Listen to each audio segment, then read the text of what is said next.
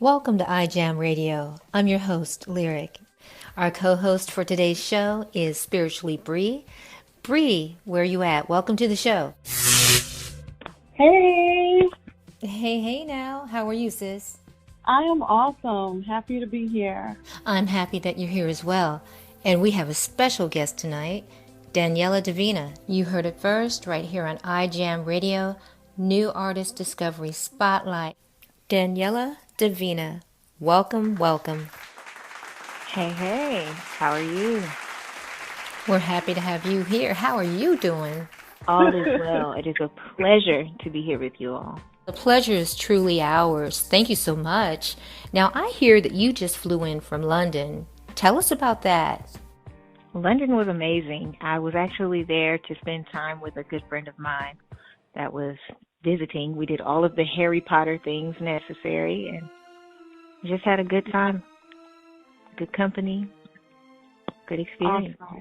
Nice. And we all need to, be refreshed.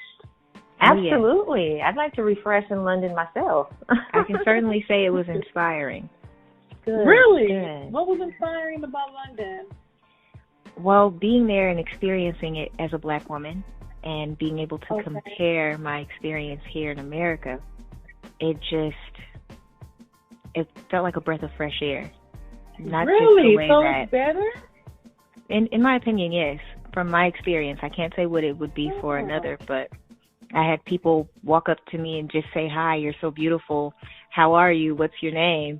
Where are you from?" And they just were so inviting, which is not the same response that I get typically here.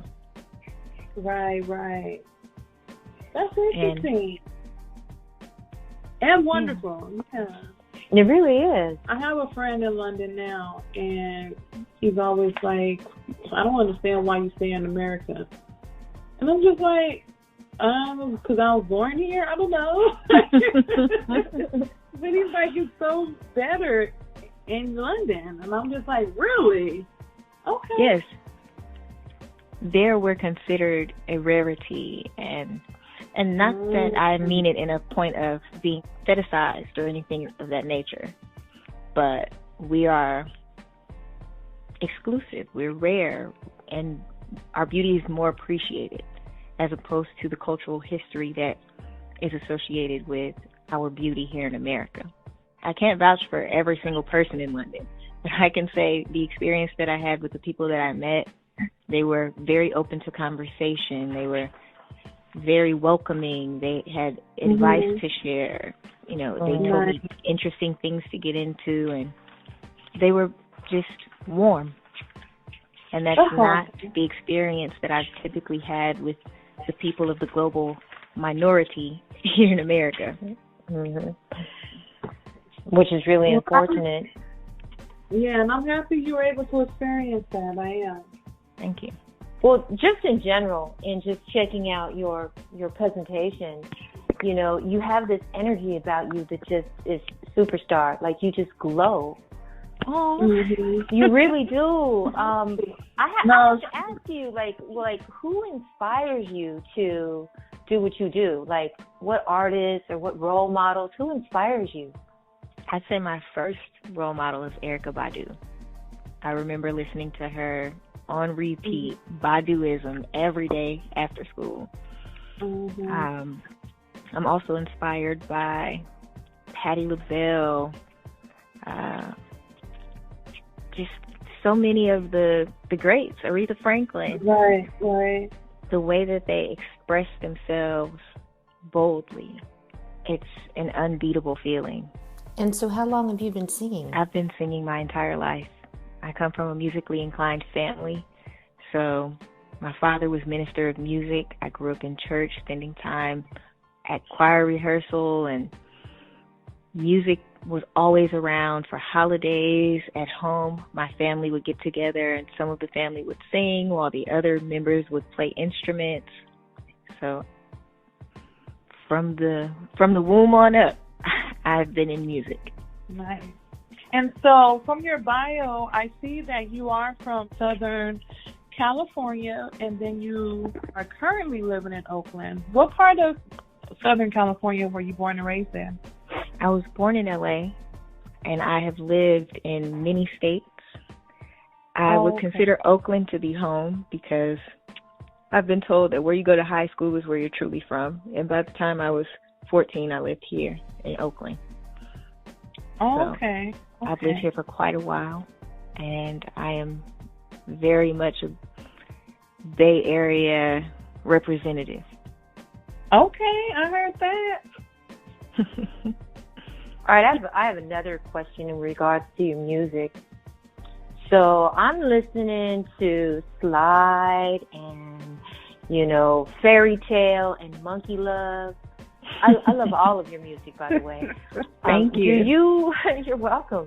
Do you write your own music? I do. I write them all. Girl, you're a star, right? Thank you.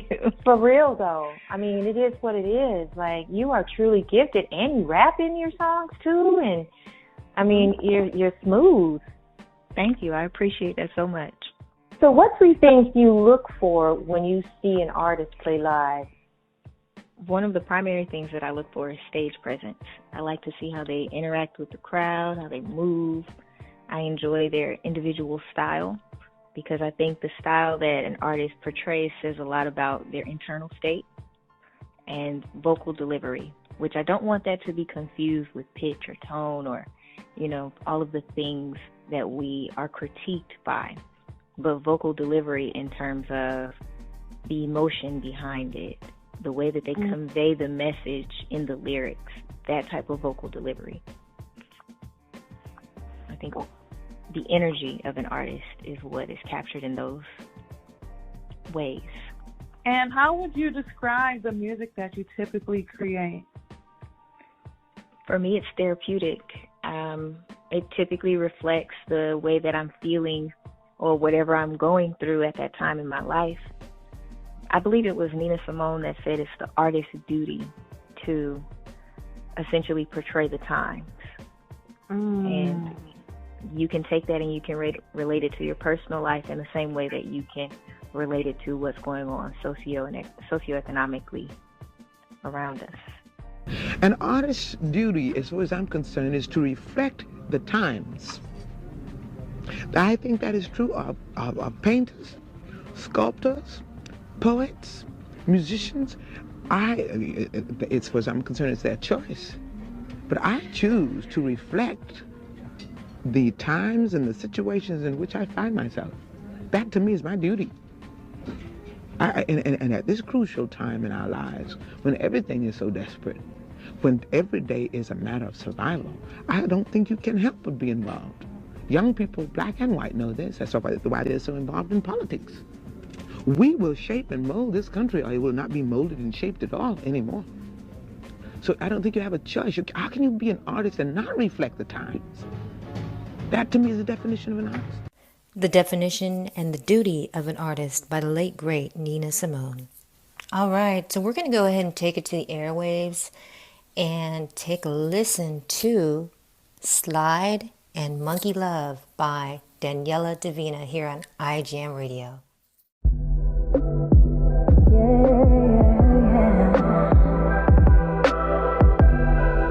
Daniella Davina. You like how I slide down that pole, only for you. I'll turn your fantasy into your truth. Ignite your pleasure point, I'll treasure you. Unveil your art like a Christian statue. I want it deeper, deeper into what we do now. It won't leave this room. Let your guard down, try something new. I'm only this open for you. You made me want sigh, slide